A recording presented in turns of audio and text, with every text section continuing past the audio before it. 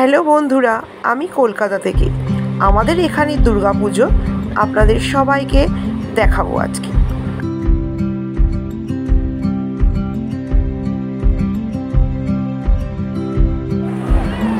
এটা হচ্ছে গড়িয়ার নবদুর্গা। মায়ের 9টি রূপ নিয়ে এখানে পুজো করা হয়। তো এখানে 9টি দুর্গার মায়ের 9টি রূপ দেখানো হচ্ছে।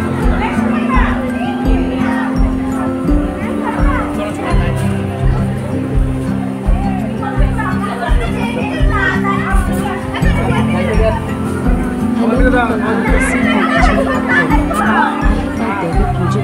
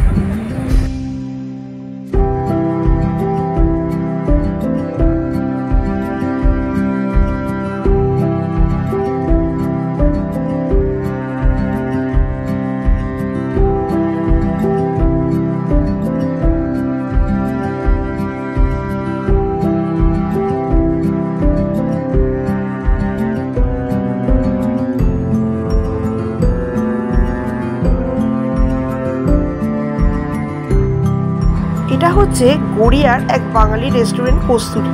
এটি কলকাতার একটি ফেমাস রেস্টুরেন্ট।